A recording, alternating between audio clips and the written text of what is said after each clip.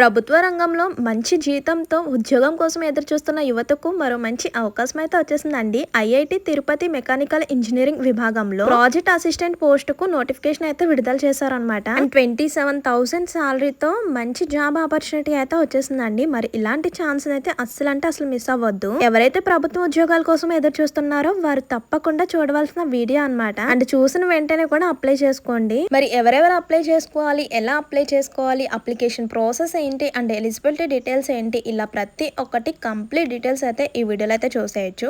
Video ఎక్కడ కూడా skip చేయకుండా చూస్తే పూర్తి డీటెయిల్స్ అయితే తెలుస్తాయండి. అండ్ మర్చిపోకుండా వీడియో చూసే ముందు ఒక్క చిన్న లైక్ చేసి అయితే వీడియో చూడండి. చాలా మంది వీడియో చూస్తున్నారు కానీ లైక్ చేయడం మాత్రం మర్చిపోతున్నారు. సో ప్లీజ్ వీడియో చూసే ముందు ఒక చిన్న లైక్ ఇచ్చేస్తే మీరు ఇచ్చే ఒక చిన్న లైక్ వల్ల ఈ ఇన్ఫర్మేషన్ అనేది ఇంకొంతమందికి హెల్ప్ అయ్యే అవకాశం అయితే ఉంటుంది. అండ్ కొత్తగా మన ఛానల్ చూస్తున్నట్లయితే సబ్స్క్రైబ్ చేసుకోండి. ఇలాంటి నోటిఫికేషన్స్ అప్డేట్స్ అన్ని మీతో షేర్ చేస్తుంటాను. ఇంకా లేట్ చేయకుండా డీటెయిల్స్ లోకి అయితే వెళ్ళిపోదాం. ముందుగా ఓవర్ వ్యూ చూసేయండి. అండ్ అఫీషియల్ గా వచ్చిన నోటిఫికేషన్ కూడా నేను లాస్ట్ లో చూపిస్తానండి. సో స్కిప్ చేయకుండా చూసేయండి. సంస్థ వచ్చేసరికి ఐఐటి తిరుపతి అనమాట. అందులో మనకి పోస్టులు వచ్చేసరికి ప్రాజెక్ట్ అసిస్టెంట్ పోస్టులు భర్తీ చేశారనమాట.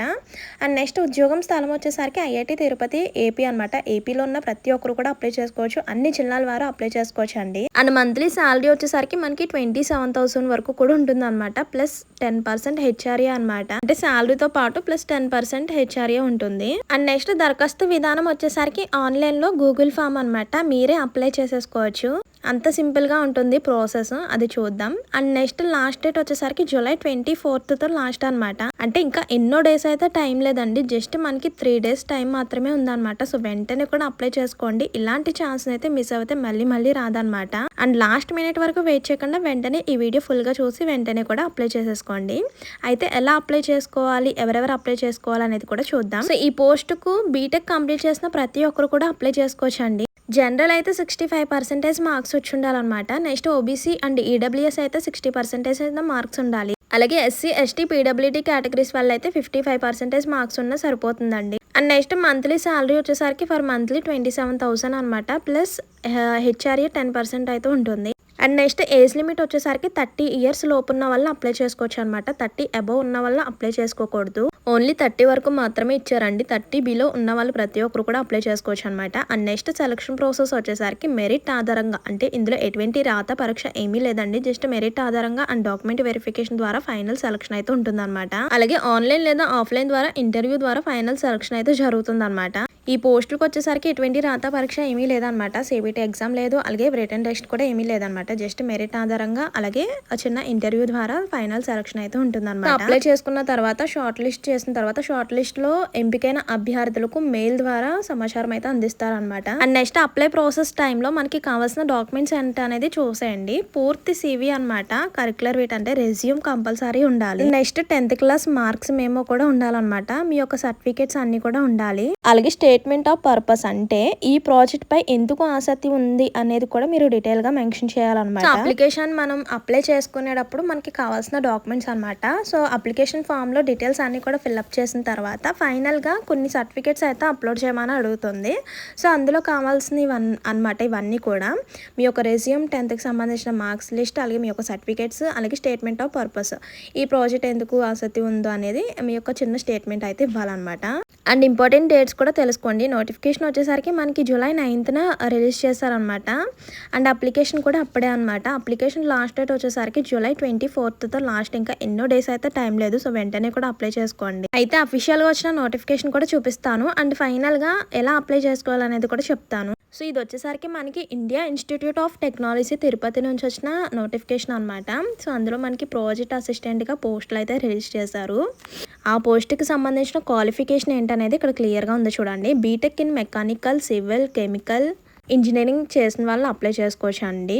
సో మినిమం సో ఆ స్టడీలో మీకున్న పర్సంటేజ్ వచ్చేసరికి కేటగిరీ వైజ్ అయితే ఇచ్చారనమాట. సో ఏ కేటగిరీకి ఎంత పర్సంటేజ్ ఉన్న వాళ్ళు అప్లై చేసుకోవచ్చు అనేది చూడండి. జనరల్కి అయితే 65% అనమాట. అదే సిజిపిఏలో ఫామ్ అయితే 10కి 6.5 ఉన్న వాళ్ళు అప్లై చేసుకోవచ్చు. Next OBC or EWS categories వాళ్ళకి అయితే 60% అనమాట. 10 out of 6 అనమాట. నెక్స్ట్ వచ్చేసరికి ఎస్సీ ఎస్టీ పీడబ్ల్యూడీ కేటగిరీస్ వాళ్ళకి అయితే 55%, 10/5.5 అనమాట. సో ఇంత పర్సెంటేజ్ ఉన్న వాళ్ళు కేటగిరీ వైజ్ పర్సెంటేజ్ ఇచ్చేసారు కదా, ఇంత పర్సెంటేజ్ ఉన్న వాళ్ళు మాత్రమే అప్లై చేసుకోవడానికి ఉంటుంది. అండ్ నెక్స్ట్ ప్రాజెక్ట్ నెంబర్ కూడా ఇక్కడ ఇచ్చేసారు అనమాట. నెక్స్ట్ ప్రాజెక్ట్ టైటిల్ కూడా ఇచ్చేసారు చూడండి. అండ్ నెక్స్ట్ స్పాన్సరింగ్ ఏజెన్సీ గురించి ఇచ్చారు. నెక్స్ట్ నెంబర్ ఆఫ్ పొజిషన్స్ 1 అనమాట. అండ్ నెక్స్ట్ మంత్లీ సాలరీ వచ్చేసరికి 27K ప్లస్ హెచ్ఆర్ఏ 10%. అలాగే ప్రిన్సిపల్ ఇన్వెస్టిగేటర్ వచ్చేసరికి డిఆర్ మోహద్ పర్కన్ అనమాట. అండ్ నెక్స్ట్ డిపార్ట్మెంట్ వచ్చేసరికి మెకానికల్ ఇంజనీరింగ్ అనమాట. నెక్స్ట్ వర్క్ యొక్క డీటెయిల్స్ కూడా ఇక్కడ ఇచ్చేసారు. అంటే ఈ పోస్ట్ కి ఉండే వర్క్ ఏంటి అనేది కూడా ఇక్కడ ఇచ్చేసారు అనమాట. So A type of work ఉంటుంది అనేది కూడా ఇచ్చేసారు. సో నేను రౌండ్ అప్ చేస్తున్నాను చూడండి. అండ్ నెక్స్ట్ ఏజ్ లిమిట్ వచ్చేసరికి 30 బిలో అనమాట. అంటే సో 30 వరకు ఉన్న వాళ్ళు అప్లై చేసుకోవచ్చు. And last date July 24th last. Application link ఇక్కడ కనిపిస్తుంది కదా, సో నేను రౌండ్ అప్ చేస్తున్నాను చూడండి. సో అప్లికేషన్ ఫామ్ అనేది మీరు క్రోమ్లో కానీ గూగుల్లో కానీ సెర్చ్ చేస్తే మీకు అప్లికేషన్ ఫామ్ అయితే ఓపెన్ అవుతుందండి. సో నోటిఫికేషన్ యొక్క డీటెయిల్స్ అండ్ అప్లికేషన్ ఫామ్ కూడా ఓపెన్ అవుతుంది అనమాట. సో ఆ ఫామ్లో వచ్చేసరికి మీ యొక్క personal details first of all మనకి అప్లికేషన్ ఫామ్లో 3 స్టెప్స్గా ఉంటుందన్నమాట. ఫస్ట్ వన్ వచ్చేసరికి మీ యొక్క పర్సనల్ డీటెయిల్స్ అంటే మీ యొక్క నేము అండ్ పోస్ట్ నేము, అలాగే మీ యొక్క డీటెయిల్స్ అంటే ఈమెయిల్, అలాగే phone number, Aadhaar number and address, date of birth, ఇవన్నీ కూడా డీటెయిల్స్ అన్నీ కూడా కరెక్ట్గా ఫిల్అప్ చేసేయాలన్నమాట. అండ్ నెక్స్ట్ వచ్చేసరికి క్వాలిఫికేషన్కి సంబంధించిన డీటెయిల్స్ అంటే ఫస్ట్ ఆఫ్ ఆల్ 10th కి సంబంధించిన డీటెయిల్స్ అయితే అడుగుతారు. అంటే 10th లో ఎన్ని మార్క్స్ వచ్చినాయి, అలాగే 10th ఏ ఇయర్ లో పాస్ అయ్యారు అనేది కంప్లీట్ గా డీటెయిల్స్ ఫిల్అప్ చేయాలన్నమాట. అండ్ నెక్స్ట్ ఇంటర్కి, నెక్స్ట్ వచ్చేసరికి బీటెక్ కి సంబంధించిన క్వాలిఫికేషన్ డీటెయిల్స్ అన్ని కూడా క్లియర్ గా మెన్షన్ చేయాలి. అలాగే మీకు జీపీఏ ఫార్మేట్ లో ఉందా లేదంటే మార్క్స్ పర్సంటేజ్ అనేది సెలెక్ట్ చేసుకొని మీ యొక్క పర్సంటేజ్ మార్క్స్ అనేది ఎంటర్ చేయవలసి వస్తుంది. సో అలా మీ యొక్క డీటెయిల్స్, మీ యొక్క పర్సనల్ డీటెయిల్స్, అలా క్వాలిఫికేషన్ యొక్క డీటెయిల్స్ అండ్ క్యాస్ట్ యొక్క డీటెయిల్స్ అన్ని కూడా ఫిల్అప్ చేసేసిన తర్వాత ఫైనల్ గా మనకి కొన్ని సర్టిఫికేట్స్ అయితే అప్లోడ్ చేయవలసి వస్తుంది. ఆ సర్టిఫికేట్స్ ఏమేమిటి అనేది నేను ఇంతకు ముందు చెప్పాను కదా. సో మీ యొక్క రెజ్యూమ్ ఉండాలి, 10th క్లాస్ మార్క్స్ మేమో ఉండాలి, అలాగే ప్రెసెంట్ బీటెక్ కి సంబంధించిన సర్టిఫికేట్స్ ఉండాలి, అలాగే ఈ ప్రాజెక్ట్ కి ఈ పోస్ట్కి ఎందుకు అప్లై చేసుకుంటున్నారు, సో మీ యొక్క చిన్న స్టేట్మెంట్ కూడా ఉండాలన్నమాట. సో అలా డీటెయిల్స్ అన్ని కూడా ఫిల్అప్ చేసేసిన తర్వాత ఫైనల్గా సబ్మిట్ చేసి ఒక ప్రింట్అవుట్ తీసుకోవాలి. ఫర్దర్గా నెక్స్ట్ ఇన్ఫర్మేషన్ అంటే మీ యొక్క రెజ్యూమ్ చూసిన తర్వాత మీకు మెరిట్ లిస్ట్ ఆధారంగా సెలెక్షన్ చేసి మీకు ఫర్దర్ ఇన్ఫర్మేషన్ అనేది మీకు మెయిల్ ద్వారా షేర్ చేస్తారనమాట. అలాగే మీరు సెలెక్ట్ అయ్యారా లేదా అనేది కూడా వితిన్ 10 days తెలిసిపోతుందండి. నెక్స్ట్ మీకు ఆన్లైన్ ద్వారా కానివ్వండి లేదంటే ఆఫ్లైన్ ద్వారా కానివ్వండి చిన్న ఇంటర్వ్యూ అయితే కండక్ట్ చేస్తారనమాట. ఇంకా ఫైనల్ గా జాబ్ లోకి అయితే సెలెక్ట్ చేస్తారు. సో ఇంతే అనమాట అప్లికేషన్ ప్రాసెస్ అండ్ పోస్ట్ యొక్క డీటెయిల్స్ అండ్ సంస్థ యొక్క డీటెయిల్స్ అయితే.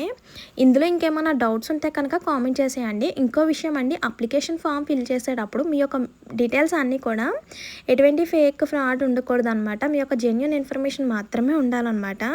అదొకటి గుర్తుపెట్టుకోండి. ఎందుకంటే అందులో ఎటువంటి రాంగ్ ఇన్ఫర్మేషన్ ఉన్నా, ఏమన్నా మిస్టేక్స్ ఉన్నా వెంటనే కూడా మీ యొక్క అప్లికేషన్ అయితే క్యాన్సిల్ అయిపోతుంది అనమాట. సో అందుకే అప్లికేషన్ ఫిల్అప్ చేసేటప్పుడు 1-2 సార్లు డీటెయిల్స్ అన్ని కూడా కరెక్ట్ గా చెక్ చేసుకొని ఫైనల్ గా సబ్మిట్ అని క్లిక్ చేయండి. సో అంతే అనమాట డీటెయిల్స్. సో ఈ నోటిఫికేషన్ యొక్క eligibility details and application process అయితే ఇవ్వండి. ఇందులో ఇంకేమన్నా డౌట్స్ ఉంటే కనుక వెంటనే కూడా కామెంట్ చేసేయండి. మరి ఉంటాను, మరో మంచి ఇన్ఫర్మేషన్తో మళ్ళీ కలుద్దాం. మర్చిపోకుండా వెళ్లే ముందు ఒక చిన్న లైక్ ఇచ్చేసేయండి. మీరు ఇచ్చే ఒక చిన్న లైక్ వల్ల ఈ ఇన్ఫర్మేషన్ అనేది ఇంకొంతమందికి హెల్ప్ అయ్యే అవకాశం అయితే ఉంటుంది. అండ్ కొత్తగా ఛానల్ చూస్తున్నట్లయితే సబ్స్క్రైబ్ చేసుకోండి. ఇలాంటి మంచి మంచి నోటిఫికేషన్స్ అప్డేట్స్ అన్ని కూడా మీతో షేర్ చేస్తూ ఉంటాను. మరి ఉంటాను, మరో మంచి ఇన్ఫర్మేషన్తో మళ్ళీ కలుద్దాం. See you to next video. Thank you for watching. Please do like, share and subscribe. Bye by.